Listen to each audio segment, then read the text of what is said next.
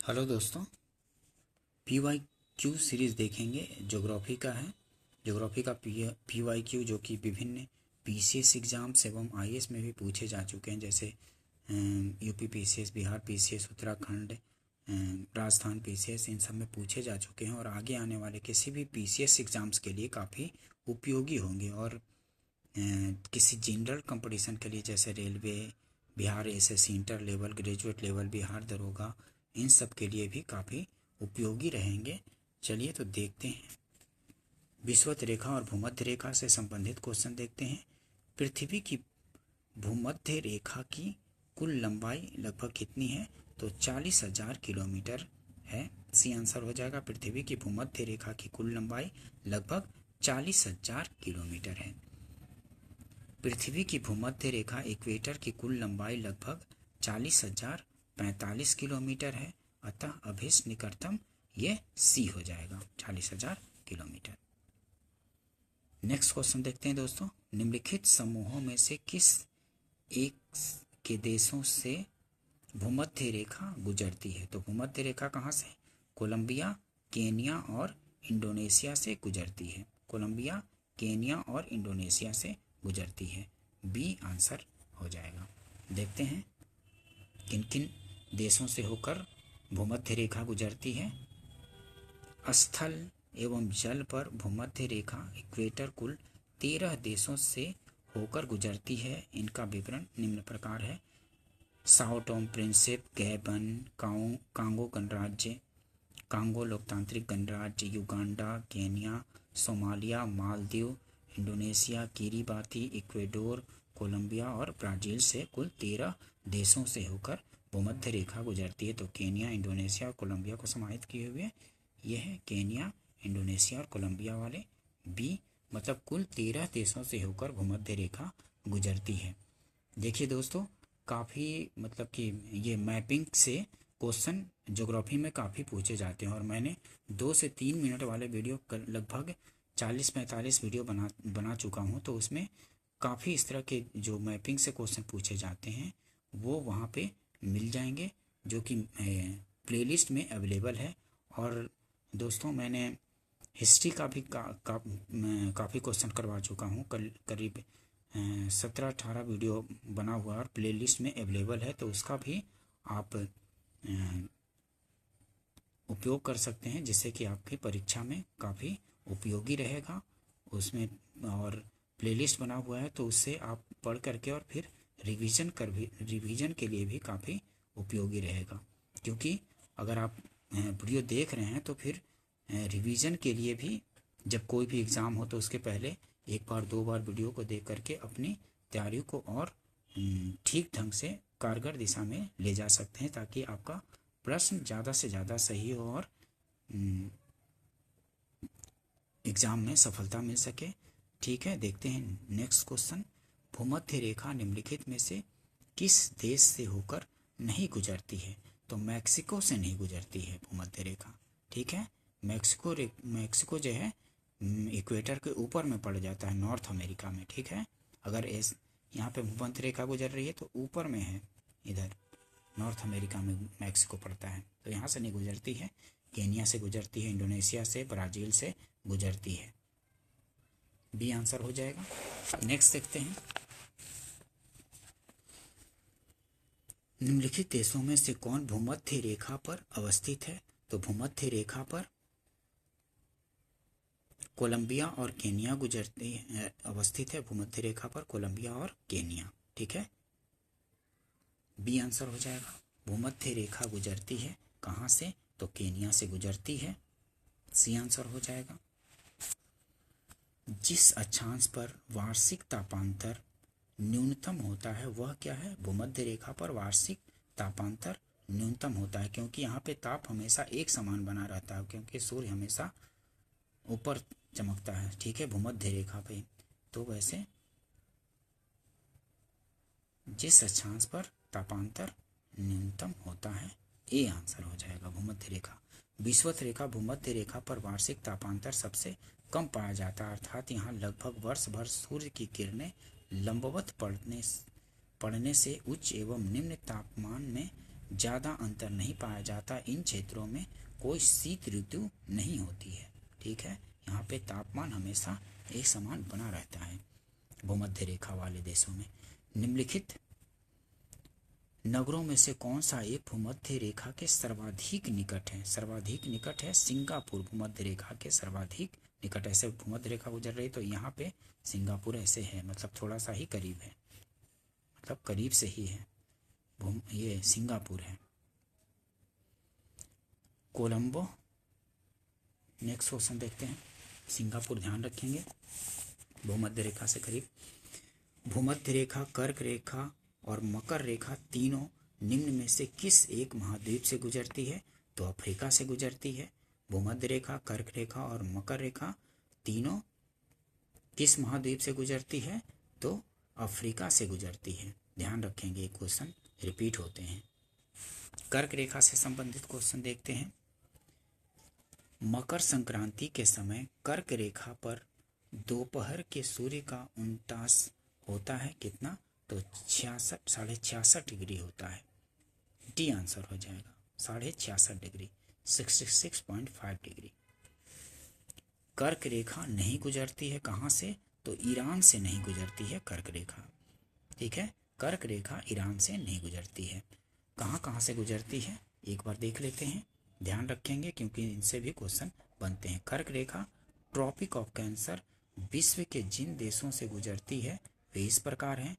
हवाई द्वीप, कर्क रेखा हवाई द्वीप संयुक्त राज्य अमेरिका का हिस्सा है, वहाँ से मैक्सिको से गुजरता है। कर्क रेखा हवाई द्वीप जो कि संयुक्त राज्य अमेरिका का ही ये एक राज्य स्टेट है, वहाँ से गुजरती है। मैक्सिको से गुजरती है, बहामास से गुजरती है, माली से गुजरती है, मॉरिटानिया से, नाइजर से, अल्जीरिया से, चाड से, लीबिया से, सऊदी अरब से, मिस्र से, संयुक्त अरब अमीरात से, भारत से भी गुजरती है, बांग्लादेश से भी गुजरती है, म्यांमार से, चीन से, ओमान और ताइवान, इन सब देशों से गुजरती है कर्क रेखा। अतः स्पष्ट है कि कर्क रेखा ईरान से होकर नहीं गुजरती है। ठीक है, तो आंसर सी हो जाएगा क्योंकि ईरान से कर्क रेखा नहीं गुजरती है। ध्यान रखेंगे किन किन देशों से गुजरती है क्योंकि पूछ दिए जाते हैं। मकर रेखा से संबंधित क्वेश्चन देखते हैं। मकर रेखा नहीं गुजरती है तो बोलीविया से नहीं गुजरती है। बोलीविया से कौन सी गुजरती थी? भूमध्य रेखा गुजरती थी ना, ध्यान है ना आपको, अभी आपने किया था। बोलीविया से भूमध्य रेखा गुजरती है, मकर रेखा नहीं। मकर रेखा निम्नलिखित देशों से होकर गुजरती है। ट्रॉपिक ऑफ कैप्रिकॉन मकर रेखा कहाँ से? ब्राजील से गुजरती है, ऑस्ट्रेलिया से गुजरती है, प्रागवे से, मेडागास्कर से, अर्जेंटीना से, मोजाम्बिक से, चिली से, दक्षिण अफ्रीका से, फ्रेंच पोलिनेशिया, फ्रांस, टोंगा से, बोत्सवाना, नामीबिया। अतः स्पष्ट है कि मकर रेखा बोलीविया से होकर नहीं गुजरती है। निम्नलिखित देशों पर विचार कीजिए, उपयुक्त में से किन किन से मकर रेखा गुजरती है? तो 1 2 3 4 ऑस्ट्रेलिया से भी, नामीबिया से, ब्राजील और चिली। ऑस्ट्रेलिया, नामीबिया, ब्राजील और चिली, इन सब से मकर रेखा गुजरती है। ऑस्ट्रेलिया से भी, नामीबिया से भी, ब्राजील से भी और चिली से भी। नेक्स्ट क्वेश्चन देखते हैं। दिन रात से संबंधित किस तिथि को रात और दिन बराबर होते हैं? तो किस तिथि को दिन और रात बराबर होते हैं?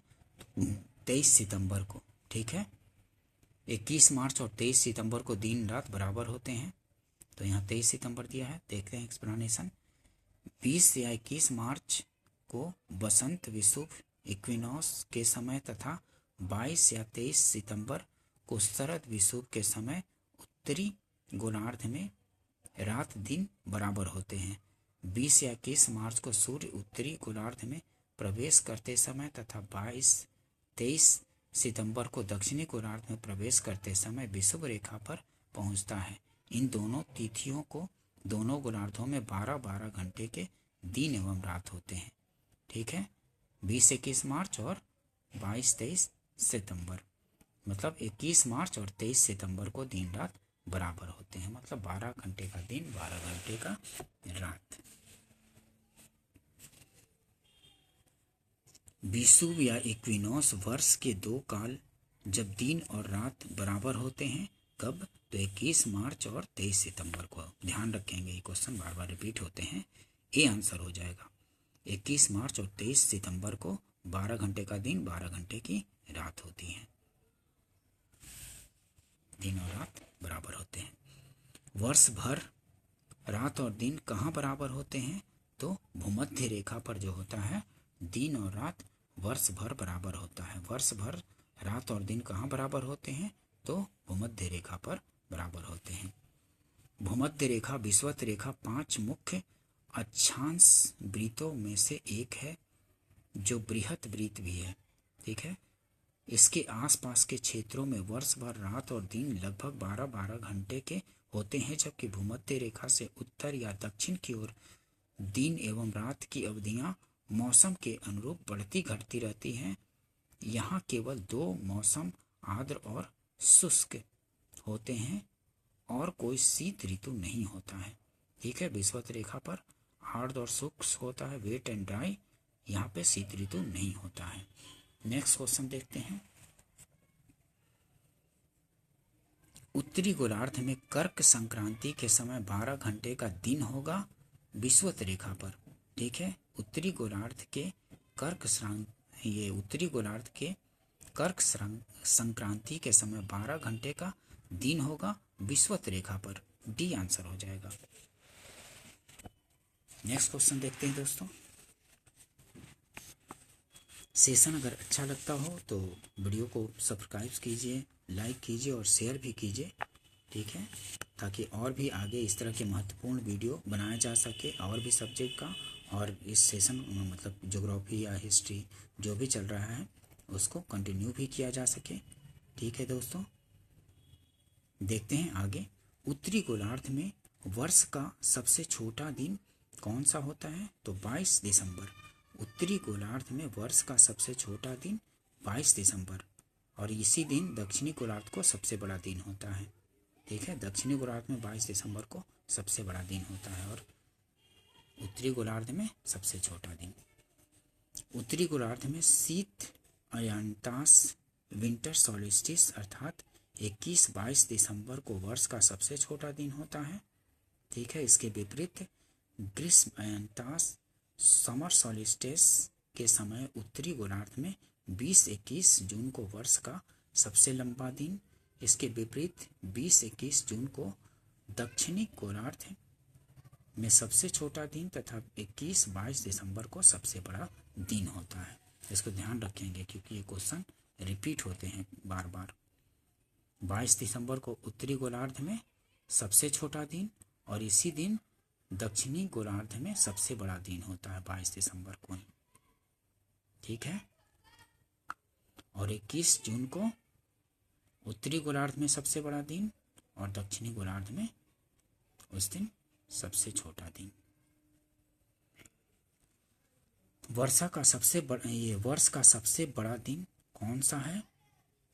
तो यहाँ पे उत्तरी दक्षिणी नहीं दिया गया है, तो उत्तरी गोलार्ध में 21 जून को सबसे बड़ा दिन होता है और दक्षिणी गोलार्ध में 22 दिसंबर को सबसे बड़ा दिन होता है। तो यहाँ पे स्पष्ट नहीं बोला गया है कि वर्ष मतलब उत्तरी या दक्षिणी, तो यहाँ पे स्टार हो जाएगा, मतलब कि इनमें से कोई नहीं, क्योंकि 21 जून को उत्तरी गोलार्ध में होता है, दक्षिणी गोलार्ध में 22 दिसंबर को बड़ा दिन होता है। तो यहाँ पे स्पष्ट नहीं बोला गया है वर्ष का सबसे बड़ा दिन कौन सा होता है, ये बोला गया है। किस तारीख को सबसे बड़ा दिन होगा? तो 21 जून हो जाएगा। यहाँ पे किस तारीख को सबसे बड़ा दिन होगा?